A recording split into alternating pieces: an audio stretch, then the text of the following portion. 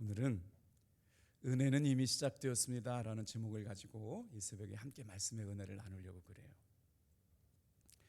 심리학자들은 사람의 운명을 바꾸려면 세 가지를 바꿔야 한다 이렇게 말합니다. 첫째는 읽는 책을 바꿔야 된대요. 두 번째는 만나고 있는 사람을 바꿔야 된대요. 세 번째는 삶의 태도를 바꿔야 한답니다.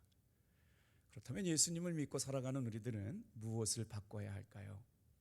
오늘 이 새벽에 하나님 앞에 나와 은혜를 간구하는 마음의 태도로 바뀌어지기를 주님의 이름으로 축복합니다. 은혜를 사모하는 마음은 성도들의 삶의 미래를 바꾸어 나가는 아주 중요한 삶의 자원이 되지요. 간절히 은혜를 사모하는 마음이야 오늘 이 새벽에 저와 여러분들에게 더 깊이 하나님의 살아계심을 경험하게 되는 시간이 될 줄로 믿습니다. 오늘 본문의 말씀을 묵상하면서 말씀이 너무 좋아가지고요, 읽고 또 읽고 읽고 또 읽고 해도 본문의 말씀이 주는 위로가 얼마나 선명한지, 그래서 말씀을 묵상하다가 은혜는 이미 시작되었구나 깨달았거든요. 근데 본문 말씀에 보니까 뭐라고 표현되었냐면요, 은혜는 이미 나타났다 이렇게 표현됐어요. 사랑하는 성도 여러분, 이 새벽에 우리가 기도하러 올라올 때마다 이미 은혜는 나타나고 시작된 줄로 믿습니다. 예수를 믿음으로 말미암아 우리의 삶은 변화될 수 있습니다. 성도는 구원의 은혜를 받고 살아가는 사람들이기 때문에 그렇죠. 은혜의 중심에는 언제나 성령 하나님이 계십니다. 오늘도 우리의 마음의 중심에 하나님의 살아계심을 바라보고 살아갈 때마다 여러분, 성경에 이미 은혜는 나타나고 은혜는 시작되었다고 말씀하셨던 것처럼 우리의 삶에 놀랍고 비밀한 은혜의 시간들이 되게 하실 줄로 믿습니다. 그렇다면 은혜 중심의 삶은 무엇일까요? 모든 것을 감사함으로 받고 하나님이 주신 내게 주신 모든 것들을 하나님의 선물인 것처럼 감사하며 기뻐하며 행복하게 하루하루 살아가게 되는 것이죠. 여러분, 새벽 기도를 고역이라고 생각하면 얼마나 힘듭니까? 그런데 새벽 기도가 행복이고 기쁨이고 축복이라고 생각하면 여러분, 지금 이 시간 가장 행복한 순간 주님 앞에 나와 있는 줄로 믿습니다. 자, 그리스도인의 삶은 바로 은혜 중심의 삶인 것인데, 그렇다면 오늘 이 새벽에 나와서 예배하고 있는 저와 여러분들에게 하나님께서는 어떤 은혜가 시작되게 하셨을까요? 다 같이 한번 따라해 볼까요? 모든 은혜는 이미 시작되었습니다. 사도 바울이 인생을 살면서 가장 중요하게 여겼던 건 뭐냐면요, 하나님의 은혜였어요. 그래서 사도 바울은 은혜 받은 자신을 뭐라고 얘기했냐면 오직 나의 나 된 것은 하나님의 은혜다라고 표현했을 정도였거든요. 오늘 이 새벽에도 마찬가지예요. 하나님께서 이렇게 우리를 불러주시고 기도하게 하신 것, 하나님의 은혜가 아니고서는 도저히 설명할 수 없는 것이죠. 신앙생활하다가 가끔 이런 질문을 받게 돼요. 뭐냐면 저 사람의 삶은 정말 하나님의 은혜가 아니고서는 표현할 수 없는 삶이다. 하나님의 은혜가 아니시고서는 도저히 설명할 수 없는 사람들이다. 이 새벽에 기도하는 사랑하는 성도 여러분, 여러분의 삶이 하나님의 은혜가 아니고는 도저히 설명할 수 없는 사람들이 되시기를 축복합니다. 우리 말씀, 그렇다면 우리에게 주시는 하나님의 은혜가 무엇인지 말씀을 통해서 알게 될 텐데요, 먼저 11절 말씀 같이 한번 읽어보겠습니다. 시작. 모든 사람에게 구원을 주시는 하나님의 은혜가 나타나. 할렐루야. 제가 이렇게 목소리를 낮추면 여러분 목소리도 작아지기 때문에 제가 목소리를 높여요. 제가 목소리가 작아도 여러분은 좀 크게 해주세요. 할렐루야. 아멘. 좋잖아요. 말씀을 읽다가 보면 어떻게 저렇게 귀하고 주옥 같은 말씀들이 있을까? 하나님께서 모든 사람에게 구원을 주시는 은혜가 나타났다. 여러분, 그 모든 사람 중에 저와 여러분의 이름이 있는 줄로 믿어요. 그렇잖아요? 모든 사람에게 구원을 주시는 하나님의 은혜가 나타났다. 성경 말씀을 읽다가 밑줄 치고 싶은 단어들이 이런 거예요. 모든 사람에게 구원을 주시는 하나님의 은혜가 있는데, 모든 사람에게 어떤 은혜를 주셨대요? 구원을 주시는 하나님의 은혜가 있다.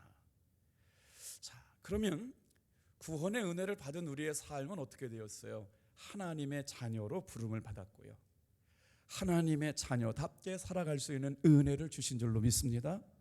오늘 이 새벽에 우리가 말씀을 들으면서 이런 은혜가 깨달아졌으면 좋겠어요. 하나님의 자녀로 구원을 받게 됐고 하나님의 구원하심을 통해서 그 부르심에 합당한 자녀의 삶을 살아갈 수 있는 은혜를 공급해 주시겠다고 하셨으니 이 새벽에 전심으로 기도할 때마다 하나님께서 오늘을 살아갈 만한 힘과 은혜를 이 새벽에 부어 주실 줄로 믿습니다. 그 은혜가 이미 시작되었다니까 우리는 기대하면서 기도하는 거죠. 어떻게 역사하셨을까? 오늘은 우리의 삶을 하나님의 자녀답게 만들어 가시려면 하나님께서는 어떻게 우리에게 은혜를 베풀어 주실까를 생각해 보면서 구원의 은혜를 묵상했으면 좋겠어요. 러시아에 아주 대단한 문학가들이 많은데 그 중에 기독교 신앙을 대변했던 한 작가가 있었는데 그의 이름은 너무나도 잘 아시는 톨스토이라고 하는 사람입니다. 톨스토이라고 하는 사람이 허랑방탕한 삶을 살다가 하나님의 은혜를 깨닫고 나서 자신의 회심을 기록해 놓은 이야기가 나의 회심이라고 하는 믿음의 고백을 담아서 많은 사람들에게 읽혀지고 있거든요. 제가 한번 읽어드려 볼게요. 5년 전 나는 정말 예수 그리스도를 나의 주님으로 받아들였습니다. 그러자 나의 삶이 변화되었습니다.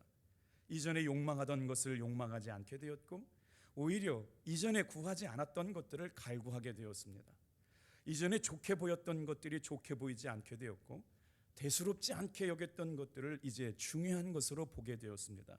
나는 그동안 소위 행운의 무지개를 쫓아 살았는데 이제 그 허무함을 깨닫게 되었습니다. 거짓으로 나를 꾸미거나 여인들과 타락한 생활이나 술 취해서 기분 좋아 여겼던 것들이 더 이상은 이제 나를 행복하게 만들지 못합니다. 예수님 안에서 진정한 삶의 행복을 발견했다는 거예요. 사랑하는 성도 여러분, 예수님 안에서 오늘 이 새벽에도 우리에게 꼭 맞는 은혜가 이미 시작됨을 믿고 이 시간에 함께 은혜를 사모하시기를 축복해요. 자, 이제 본문 말씀으로 들어가 볼까요? 말씀을 묵상하다가 디도라고 하는 사람에 대해서 우리가 별로 설교를 말씀을 전하지 않잖아요. 근데 이 본문 말씀이 너무 은혜가 좋아서 묵상하다 보니까 종교개혁자 마르틴 루터가 디도라고 하는 사람을 어떻게 표현했냐면 디도는 작은 사도 바울이다 이렇게 표현해 놨더라고요. 그만큼 디도가 복음을 위해서 하나님의 은혜를 위해서 얼마나 전심이었는지 지금 지도를 하나 보여드렸어요. 사도 바울의 선교 여행 가운데 이제 어디로 시작되냐면 골로새, 에베소, 드로아를 통해 가지고 쭉 올라가게 되면 이제 마케도니아라고 하는 곳이 나오고 지금 그 밑에 지중해 중간에 있는 그레데라고 하는 섬을 통해서 올라가면 니고볼리를 통해 가지고 이탈리아, 그다음에 서바나, 사도 바울이 가고 싶었던 세상 끝자락이 어디라고 생각했냐면 스페인이라고 생각을 했어요.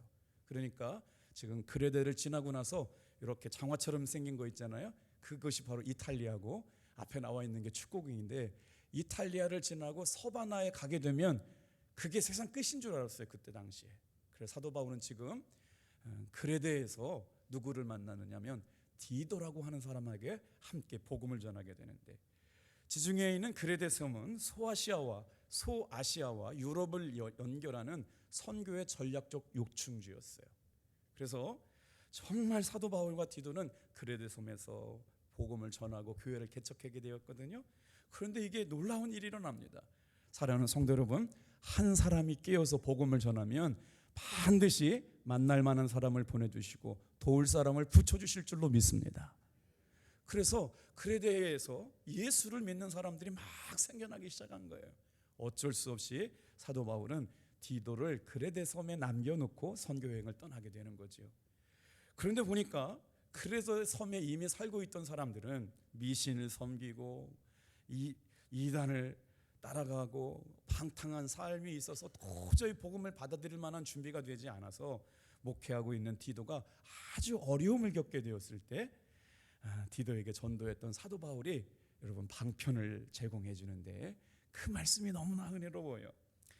힘들어하고 있는 디도에게 도움을 주기 위해서 사도 바울이 내린 목회적인 방법이 뭐냐? 그것은 바로 양육이라고 하는 것이었어요. 자, 한번 12절 말씀을 천천히 같이 읽어볼게요. 시작. 우리를 양육하시되 경건하지 않은 것과 이 세상 정욕을 다 버리고 신중함과 의로움과 경건함이 이 세상에 살고. 자, 하나님의 은혜가 예수 믿는 사람들에게 나타나고 그 은혜가 나타나면 하나님의 자녀로 살고 하나님을 기쁘시게 할 수 있는, 하나님의 자녀답게 살아갈 수 있는 은혜가 공급되는데, 자, 디도에게 사도 바울이 알려주고 싶었던 것이 있어요. 그건 바로 뭐냐? 하나님의 은혜가 나타날 때 우리의 삶에 변화가 일어나게 될 줄로 믿습니다. 오늘 이 새벽에도 마찬가지예요. 여러분, 우리의 삶에 내 의지나 내 힘으로 절대 변화가 되지 않지만 하나님의 은혜가 임하면 여러분 삶의 변화가 일어나게 될 줄로 믿습니다. 그래서 우리 가운데 성령께서 임재하시고 성도들에게 은혜가 임하게 되면 어떤 삶의 변화가 있는지를 사도 바울은 지금 기록하고 있어요. 자, 하나님께서는 우리를 어떻게 양육하시느냐? 경건하지 않은 것과 이 세상의 적용을 다 버리게 되었는데, 자, 은혜를 경험한 사람들의 모습이 어떻게 나타나느냐? 세 가지 단어, 중요한 단어가 한번 해볼게요. 신중함, 의로움, 경건함. 오늘 이 새벽에 있는 믿음의 성도들에게 성령의 충만한 은혜를 경험했어요. 그리고 나서 은혜가 임하니까 성도들의 삶이 바뀌었는데, 그 성도의 삶의 변화란 은혜로부터 시작되었는데, 그 은혜를 경험한 사람들의 삶의 모습을 보니까 저런 세 가지 모습이 있더라는 거예요. 자, 먼저 그리스도인의 세 가지의 삶의 변화, 신중함이라고 하는 건 뭐냐면 셀프 컨트롤이라고 하는 말인데요. 신중함이라고 하는 것은 분별력과 자제력을 갖고 있어요. 그래서 마음과 삶을 하나님의 은혜 가운데 통제하게 될 수 있다는 것이죠. 자기 감정이나 기분 따라 살지 않아요. 하나님의 은혜가 충만하면 어떻게 되느냐? 모든 일에 조급해하지 않고 하나님의 뜻이 무엇인지를 분별하며 살아갈 수 있는 힘과 능력이 생긴다는 거예요. 여러분, 은혜가 임하게 되어서 사랑하는 탑동교회 성도들이 주님 앞에 신중한 성도들, 자기 절제, 자기 분별력이 있게 되기를 주님의 이름으로 축복합니다. 자, 12절 말씀에 양육하다라고 하는 단어가 있었거든요. 여기서 양육이라고 하는 건 어떻게 우리의 삶을 양육하시는 걸까요? 하나님은 말씀으로, 성령으로, 훈련을 통해서. 여기서 양육하다라는 말은 두 가지 단어가 내포되어 있는데, 하나는 가르치다, 두 번째는 훈련하다. 그러니까 말씀과 훈련을 통해서 성도는 진짜 주님의 제자로 변화되게 될 줄로 믿습니다. 그래서 티칭과 트레이닝이 담겨져 있는 게 양육이거든요. 근데 그 양육의 첫 번째 성품이 어떻게 나타나냐면 신중하다라고 하는 거예요. 분별력을 갖고 자기 절제력을 갖고 하나님의 뜻이 무엇인지 자기 감정과 기분에 따라 살아가지 않는 신중함이 오늘 이 새벽에 은혜를 경험한 탑동교회 성도들의 삶에 나타나기를 축복합니다. 두 번째 은혜를 경험한 사람들의 삶의 변화가 뭐였냐? 의로움이라고 하는 거예요. 의로움이라고 하는 단어가 righteous라고 하는 단어인데, 하나님께서 우리가 예수를 믿음으로 말미암아 주시는 은혜가 바로 뭐냐면 예수님의 보혈의 피가 우리를 거룩하게 만들어요. 여러분, 이 의가 있어야 하나님 앞에 나아가게 될 줄로 믿습니다. 그래서 이 시간도 마찬가지예요. 지금 예수님의 보혈의 능력을 의지하면서 은혜의 보좌 앞에 나오게 된 거잖아요. 그래서 이 의가 있게 될 때마다 어떤 역사가 나타나느냐? 내가 하나님의 자녀가 된 의로움이 있는 사람은요, 다른 사람을 귀하게 여기는 거예요. 이게 의로움인 줄로 믿습니다. 나만 의롭지가 않아요. 저 사람도 하나님의 거룩한 하나님의 자녀이기 때문에 내가 의롭게 된 사람은 상대방을 의롭게 여기는 것, 이게 바로 의로움입니다. 그 다음에 하나님의 은혜를 경험한 사람들에게 나타난 세 가지 성품, 세 번째가 바로 뭐냐면 경건함이에요. 단어가 별로 잘 안 쓰던 단어였잖아요. 가들리노스 발음이 좀 그래요. 가들리노스가 뭐냐면 하나님의 은혜가 충만해서, 경건함은 하나님의 성품을 귀하게 여겨요. 하나님의 성품을 닮아가려고 하는 것이에요. 이 새벽에 나와서 성도들의 삶이 지금 뭐하고 있어요? 하나님의 성품에, 거룩한 하나님의 성품에 참여하는 것, 이게 우리가 지금 경건을 훈련하고 있는 거예요. 경건함이란 하나님을 귀하게 여기고 하나님의 성품을 따라 살아가려고 하는 것, 이게 은혜 받은 성도들의 삶에 나타나야 하기 때문에 바울은 지금 디도에게 신중함과 의로움과 경건함이 있는 믿음의 모델을 훈련하게 하라고 가르치고 있어요. 여러분, 여기서 경건하다라고 하는 것과 경건하지 않다라고 하는 것의 차이가 분명하거든요. 경건해서 하나님의 성품을 가지고 살아가는 사람과 경건하지 않은 사람의 차이를 어떻게 설명할 수 있을까요? 경건한 사람은 언제든지 하나님의 마음과 하나님의 뜻이 우선입니다. 그런데 경건하지 않은 사람은 어떠느냐? 항상 자기중심적이에요. 언제나 내가 주인이에요. 그래서 경건하지 않은 사람들은 다른 사람을 잘 이해 못해요. 그런데 경건해지면 경건해질수록 자기중심에서 벗어나서 하나님을 기쁘시게 하고 공동체를 생각하고 하나님의 영광을 먼저 생각하는 사람들이 된다는 거죠. 이 새벽에서 우리가 은혜 받은 성도로서 자기중심에서 벗어나서 하나님을 기쁘시게 여기고 다른 사람을 더 귀하게 여길 수 있는 경건한 성도들의 삶이 되기를 축복합니다. 그래서 양육을 받아서 훈련이 거쳐지고 나면 더 주님이 기뻐하시기 때문에 자기 감정이나 자기 기분에 휩싸여서 다른 사람을 판단하거나 다른 사람을 정죄하지 않는 삶을 살게 된다는 것이죠. 이렇게 하나님의 은혜는 우리의 삶의 변화와 성장을 통해서 성숙한 그리스도인으로 만들어가게 될 줄로 믿습니다. 그렇다면 우리는 어떻게 해야 될까요? 어떻게 하든지 여러분 은혜 안에 머물러 있어야 될 줄로 믿습니다. 영적 성장의 비밀, 어린아이 같은 믿음이 계속해서 성장할 수 있는 은혜의 비밀은 바로 뭐냐면 하나님의 은혜의 삶에 거하는 거지요. 이 새벽이야말로 저와 여러분들을 하나님의 은혜의 자리에 멈추어서 주님을 바라볼 수 있게 되기를 주님의 이름으로 축복합니다. 여러분은 잘 모르시지만 저에게 개인적인 간절한 기도가 있습니다. 아주 우스운 고백일 수도 있는데 저희 교회 성도님들이 유튜브 방송 채널을 바라보잖아요. 잘 안 보시고 계시지만 저는 굉장히 잘 봅니다. 신기한 건요, 제가 열심히 아무리 준비해도요 구독자가 하루에 한 건 정도 올라갈까 말까예요. 근데 드디어 이제 500명을 눈앞에 두고 있습니다.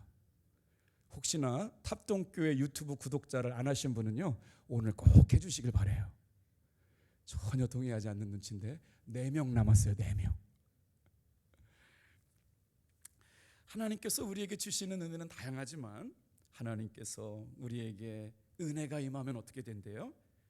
자, 내 삶에 나쁜 것을 버리고 싶다고 해서 내가 버려지나요? 내 의지 가지고요 내 삶에 연약하고 나쁜 것 버려지지 않아요. 그런데 어떻게 버려지냐면요 성령이 충만하게 임하시면 버리려고 하지 않아도 자연스럽게 버려지는 게 여러분 오늘 성경의 말씀이세요. 경건하지 않은 것과 이 세상의 정욕을 버리게 하셨다. 다 같이 한번 따라해 볼까요? 경건하지 않은 것과 이 세상의 정욕을 버리게 하셨다. 그러니까 우리가 지금 예수님의 은혜 가운데 있으려고 이 새벽 가운데 와서 기도하고 말씀 가운데 지금 일주일이 지나가고 2주가 다 지나가고 있는데 하나님의 은혜에 푹 젖어든 사람들은 어떤 역사가 나타나느냐? 경건하지 않은 걸 버려요. 육신의 소욕과 세상의 정욕을 버려요. 내가 버려야지 한다고 버려지지 않아요. 은혜가 충만하게 임하면 저절로 떠나가게 될 줄로 믿습니다. 무슨 말이냐면 술 끊어야지, 담배 끊어야지, 음란 동영상 보지 말아야지, 물질 탐하지 말아야지, 쇼핑 중독 걸리지 말아야지 말만 하는 게 아니고 정말 삶에서 하나님 앞에 죄스러운 것, 경건하지 않은 것들이 끊어지는 역사가 일어나게 될 줄로 믿습니다. 이건 내 의지로 되지 않아요. 성령께서 하게 하시는 것이죠. 더러운 것과 여러분 우리의 삶의 죄가 더 이상 우리를 지배하지 못하게 되는 단계, 하나님의 충만한 은혜 가운데 일어나는 역사인 줄로 믿습니다. 그래서 우리의 삶에 은혜가 임하면 어떻게 되느냐? 하나님을 기쁘시게 하려고 하는 마음이 막 생각나요. 하나님의 형상 가운데 하나님이 정말 바라고 원하는 일들을 맞추어 갈 수 있도록 우리에게 그런 마음을 더하여 주실 줄로 믿습니다. 모든 사람에게 구원을 주시기로 작정하셨다면 사랑하는 성도 여러분, 우리는 그 은혜를 누려야 할 줄로 믿습니다. 두 번째 한번 따라해 볼게요. 이 은혜를 반드시 누려야 합니다. 자, 말씀 잘 보면서 한번 대답해 보세요. 하나님께서 우리에게 주시려고 하셨던 건 뭐냐면요, 구원의 은혜였어요. 구원의 은혜를 우리에게 주셨다면 어떻게 하면 우리의 삶에 그 은혜를 풍성하게 누리고 살아갈 수 있을까? 자, 에베소서 2장 8절 말씀은 큰 소리로 같이 한번 읽어볼게요. 시작. 너희는 그 은혜에 의하여 믿음으로 말미암아 구원을 받았으니 이것은 너희에게서 난 것이 아니요 하나님의 선물이라. 은혜는 우리를 영적으로 성장시켜요. 하나님이 기뻐하시는 생각이 우리의 마음속에 충만하게 져요. 그래서 우리의 삶에 이 땅에 살면서 하나님의 은혜를 경험한 사람들이 어떻게 변화된다고요? 신중함을 갖고 살아가요. 경건함을 가지고 살아가요. 의로워졌어요. 그리고 났는데 그 은혜가 임하고 나니까 삶의 변화가 일어나기 시작해요. 오늘 디도서는 뭐라고 말씀하고 있느냐? 여러분, 그런 삶의 변화가 시작된 사람들에게 중요한 은혜가 있다는 거예요. 우리 13절 같이 한번 읽어볼게요. 시작. 복스러운 소망과 우리의 크신 하나님 구주 예수 그리스도의 영광이 나타나심을 기다리게 하셨으니. 하나님의 은혜는 우리를 성장시키시는데, 성장시킬 때 어떻게 성장시키느냐? 이 땅에 소망 바라보지 않고 분명하게 붙잡을 소망을 굳건하게 하신다고 말씀하시는데, 한번 따라해 볼게요. 복스러운 소망. 오늘 이 새벽에 여러분, 저 여러분의 마음속에 깊은 곳에 복스러운 소망이 넘쳐나기를 축복합니다. 세상의 모든 사람들은 다 소망을 두고 살아가지요. 그런데 그리스도인의 소망은 세상 사람들의 소망과 같지 않습니다. 본문에서는 하나님의 은혜로 살아가는 성도들의 삶에 그리스도인들이 갖게 되는 소망을 복스러운 소망이라고 말씀하고 있어요. 과연 복스러운 소망이라고 하는 건 뭘까요? 미래를 현실로 바라보고 오늘의 삶에 앞으로 주님이 이루어지실 일들을 믿음으로 바라보면서 오늘을 살아가는 은혜를 말해요. 오늘 우리는 여기에 살지만 주님께서 복스러운 소망으로 미래를 바라보고 꿈꾸게 하시려고 이 새벽에 불러주신 줄로 믿습니다. 그래서 복스러운 소망을 바라보게 되는데, 이 복스러운 소망은 어떻게 나타났어요? 부활과 천국에 대한 영생의 소망으로 이 땅의 삶이 어떠하든지 간에 하나님의 은혜로 살아가는 성도들에게 복스러운 소망을 주신 줄로 믿습니다. 그래서요, 부활과 영생을 소유한 사람은 하나님의 영광을 위하여 자신의 삶을 거룩하게 맞추어 가요. 하나님이 기뻐하시는 삶을 위해서 자신이 어떻게 노력해야 될지, 하나님의 뜻이 뭔가, 하나님이 기뻐하시는 일이 뭔가, 자신의 삶을 그렇게 주님께 드리게 되게 되는 것이죠. 오늘도 하나님의 영광을 위하여 주님이 기뻐하시는 것에 시간과 물질과 정성을 다하는 여러분 되기를 축복합니다. 그러면 하나님의 영광을 선택하며 살아간 성도들에게 어떤 은혜를 주어주느냐? 이 땅을 바라보지 않고 영생과 천국을 바라보고 하나님이 기뻐하시는 것에 우리의 마음이 들여진다는 것이에요. 사진 한 장 보여드릴게요. 너무나도 유명한 분이시죠. 독립운동가이시면서도 또 목사님이셨던 주기철 목사님 이야기를 잠깐 말씀드려볼게요. 일제시대 때 우리 목사님들이, 많은 분들이 신사참배를 거부할 수가 없었어요. 그런데도 불구하고 그 누구보다도 주기철 목사님은 신사참배를 거부했던 목사님이셨습니다.